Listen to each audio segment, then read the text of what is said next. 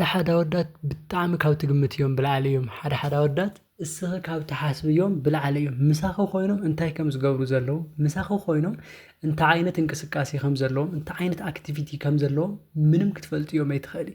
مكنياتهم ازوم خزل نقرك سبات بتعامي نقرات بمخالن بممسالن زتخحانون بلحت يوم كتر يوم تلخي اي مسلوم كتر يوم تلخي مستوعلت يمسلو جن بتعامي بلحت يوم سلامات كورات خطاتلتي لما عنت لهم تلمود لفقراوي هو تخن كتكم يلا لحسب هو حساب حزال خمس يعني يخو زي فيديو زسك أحمد رشاب بمكتتال كاوز فيديو تربحت الكتوانا يجابزك له لزي channel حدش تندحر خوينا خنجن زي channel سبسكرايب لا جبرخن بيتسب نكتوانا بفقر جبجايو لما عنتي كنجرك زدلخو حدا ودي بحبو مسخالي تقال الركب اندحر حالي وخوينو التريوم حموشت نجارات كنجرك زود زي تاي كجبر تلويو بدقة ركب خمسة لو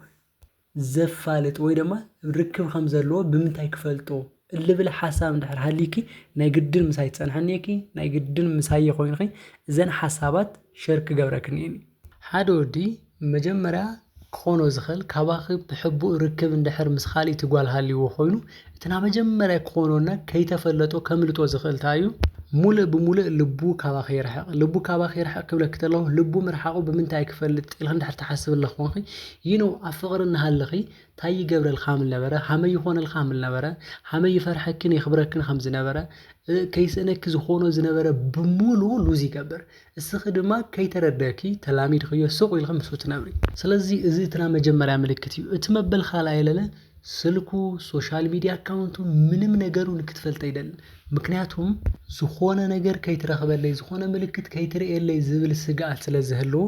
እዚ ሰብ እዚ ስልኩ ክትብርብርዮ አይፈቅድን ወይ ደማ ሶሻል ሚዲያ ለኸፎቶም አካውንታት ምናምን ምንም ክትፈልጥ አይደልን ለአብነት ቲክቶክ ኢንስታግራም ቴሌግራም ፌስቡክ ዋትስአፕ ምናምን እዚዮም በሙሉም 50 አመሳሰሉ አካውንቱ ንክትፈልጥ ዮም አይደልን በቃ አይደልን ምክንያቱም ይፈርሐዩ ምሳኽ ኮይኑ ዘሎ ዝኾነ ነገር ምሳኽ ስለዝሓዘው ይምበር ምስ ዝኾነ ትጓል ርክብ አለው እዚ ከም ዝገብር ሰብ ኢማጂን እስኪ እዚ ሰብ እዚ በይኑ እንድሕር ኮይኑ እዚ ሰብ እዚ ምሳኽ እንድሕር ኮይኑ ሲ ለምንታይ እቲ ስኽ ክትርእዮ ዝተደለየ ነገር ንክትርኢ ዘይገብር እዚ ብምስተውዓል ክትመርመርኒክ እዚ ብጣዕሚ ብጥንቃቄ ክትፈልጥዮ ክትኸልኒኪ እቲ መበል ሳልሳይ ለለ ምስ ኻሊት ጓል ርክብ እንድሕር ሃልይዎ ዝገብሮ ነገር ናብ አደባባይ ናብ ሰብ ዝበዝሖ ቦታታት ሒዙ ክኸድ አይደልን ምክንያቱም ከምዛ አይነት ሰባት ብጣዕሚ ፕሌየር ስለልኾኑ ብጣዕሚ እቲያን ምንኽኻ ስለዝፈቱ ኣብ መንገዲ ዝኾነ ፈተና ክትመኒ ኣብ መንገዲ እኸለ ትሬን ትኾነ ኣብ መንገዲ እኸለ ከይትሬኒ ገለ ዝብል ዓይነት ስጋት ስለዘለዎ ህይወቱ ብሙሉ ብስጋት ስለዝተመልአ ሰብ እዚ ፐብሊክ ዝኾኑ ወይ ድማ ሰብ ዝበዝሖም ሰባት አደባባይ ዝኾኑ ቦታታት ምስ ኩሉ ሰብ ክትራኸበሉ እትኽእል ቦታታት ሒዙ ክኸድ አይደልን በቃ እዚ ሰብ እዚ ከታለለክ ተሎ ታይብለክ ንሕና በይነና ነኹን ደስ በሃሊ ግዜ ነሕልፍ ታይ ዋጭዋጭ እዚ አይፎት ከምዛ አይፎት እና በለ ንዓኺ ናብ በይሩ ዝኾነሉ ቦታ እናወሰደ ንስኺ ምንም ከይትገብርን ምንም ከይትርእን ስጋቱ ብሙሉ ዝውገደሉ ቦታ ዝኾነ ነገር እናመረጸ ሒዙ ክንክኸድ ይግደል ምክንያቱም ክዋረድ አይደልን ምክንያቱም ክትፈልጥ አይደልን ምክንያቱም ስጋቱ ማንም ሰብ ክርእየሉ አይደልን ስለዚህ ሃምዛ ዓይነት ምልክታት ትርእይ ተለኺ ኣብ ህይወትኺ ምስሊ ኾነት ጓል ርክብ ስለዘለዎ እምበር ብሓደ ብምንም ምኽንያት ክኸውን አይኽእልን እንድሕር ዝኾርዓልክ ኮይኑ እንድሕር ዘፍቅረክ ኮይኑ እንድሕር ናበይኑ ኮይኑ እዚ ሰብ እዚ ለምንታይ እዩ ለባ አደባባይ ሒዙ ክለይኸድ ለምንታይ እዩ ሰብ ናብ ዝበዝሖ ቦታ ኢድኸ ጨቢጡ ዘይኸድ ንምንታይ ከም ፍቅረኛ አክት ምግባር ይኸብዶ ንምንታይ ከም ሰበይቱ ከም መጻመዱ ዘይርእኪ ሕሳብ ተረጋጊሕ ንምንታይ ሓሲብካ ይትፈልቲ ዝኾነ ነገር ቀድመ ምዃኑ ለምንታይ እዩ እዚ ለኾነሎ ኢልክ እንድሕር ሓሲብ ኮይኑ እዚ ትክክለኛ ፖይንት ለምግናይ አይኸብደኪ ስለዚህ ንዓኺ ዘድልየክ ሓደ ነገር ነው ኮንሽስ ምዃን አእምሮኺ በላህን ንቁሕትን ምዃን ሁሉ ነገር ዓይንኽን ልብኽን ርእስኽን ቋሕ ኣቢልክን መከተታል ማለት እዩ እቲ መበል ራብዓይ ድማ ድንገት ስልክ ኦፍ ምግባር ድንገት ንስኺ ኣብዚ ትደልዮ ሰዓት ዘይምርካብ በቃ እስኺ ኣብ ውዕሎ ምናምን ንከይትፈልጥ ምግባር ምኽንያት ምንጋር ከምዛ ዓይነት ምኽንያታት እንድሕር ልመፁ ኮይኖም ስልክ ኦፍ ኮይኑ ባትሪ ኮያ ቻርጅ ሲነ ምናምን ነገር እንድሕር ልብለክ ኮይኑ እመንኒ እዚ ሰብ ሃሙ ይኾነ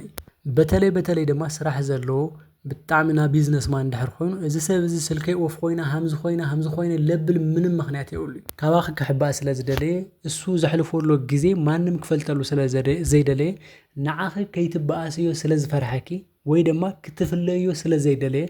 ግን ደማ እተናውሽቱ አመል ስለዘገድዶን ወሲው ንስኻሉ ታጓላት ጊዜ ስለዘሕልፍ ዘሎ እስኸ ደውልኸ ከይተረብሽዩ ወይ ደማ አምንታይ ሃምለሎ ክትፈልጥ ስለዘይደለየ እዚ ሰብዚ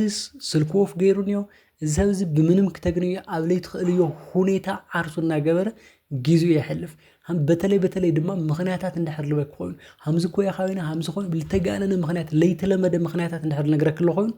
እዚ ሰብዚ ብጣዕሚ ኣብ ህይወትኺ ሓደገኛ ሰብ ድማ ክነግረኪ እዞም ሃምዛ ዓይነት ሰባት ብጭራሽ ኣይትፈልጥዮም ምክንያቱም ብጣዕሚ ልተኻሓኑ እዮም ብጣዕሚ ክእለትን እዮም ናይ መምሳል ነገራት ልክመስለክ ናይ ምግባር ማኒፕሌት ናይ ምግባር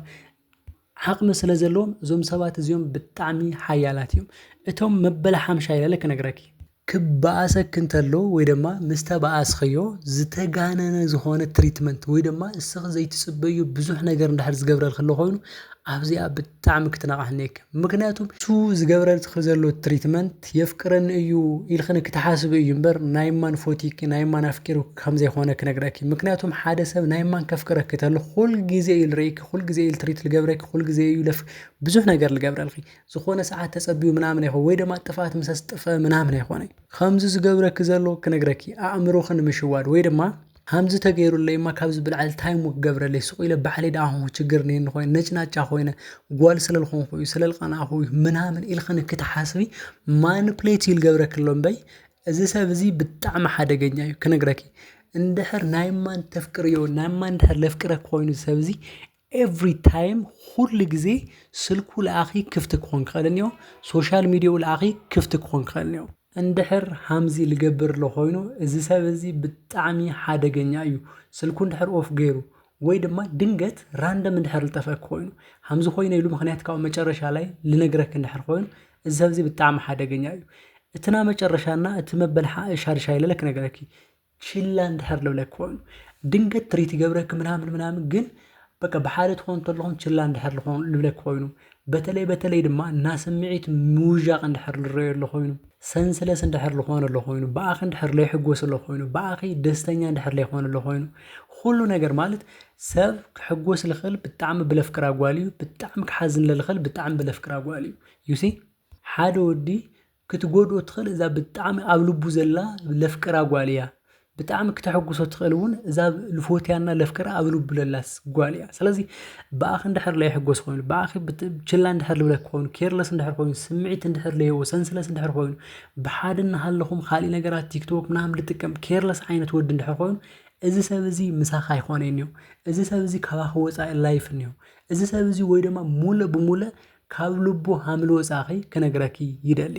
እዚ ክብለክ ተለኹ ግን ኣብ ህይወትኩም ዘሎ ርክብ ብሙሉ ከመይ ከም ምዃኑ ብምስተውዓልን ነገራት ብብልሒ ብምምርማርን ህይወትክን እዚ ኸዚ ዝዛረበክ ዘለኹ ሓሳብ ብምምስጣርን ኣእምሮኽ ኮንሽስ ንክትኾን እዩ እምበር ጣጣሪትን ንሰብ ዘይተኣምን ጓል ንክትኾን ደልየ ኣይኾንኩኝ ስለዚ ኣነ ዝደልዮ ኮንሽስ ክትኾኒ ኣነ ዝደልዮ በላሕን ክትኾኒ ኣነ ዝደልዮ ማንም ወዲ ንከይፃወተክን ማንም ወዲ ከይላገፀልኽን ስለ ዝደልየ እዚ ዝብለክ ዘለኹ ስለዚ ካባኺ ዝፅባሕ ሓደ ነገር ንዮ ኮንሽስ ምዃን ፍቕረኛኺ ብንቕሓት ምንክብኻብን ምክትታል እዚኣ ናትኻ ሓላፊነት እያ ናሎማዓንቲ ሓሳበይ እዚ ነይሩ ክሳብ መወዳእታ ምሳይ ስለ ዝፀናሕክን ይቐኒየለይ እዚ ቪድዮ እንድሕር ተመቺክን ኮይኑ ላይክ ሼር ምግባር ከይትረሳዓ ለዚ ቻናል ሓደሽቲ እንድሕር ኮይንክን ግን እዚ ቻናል ሰብስክራይብ ላገበርኩም ቤተሰብ ክትኾና ብፍቕሪ ይሓትት ኣብ ቀጻሊ ቪድዮ ክሳብ ንራኸብ ሰላም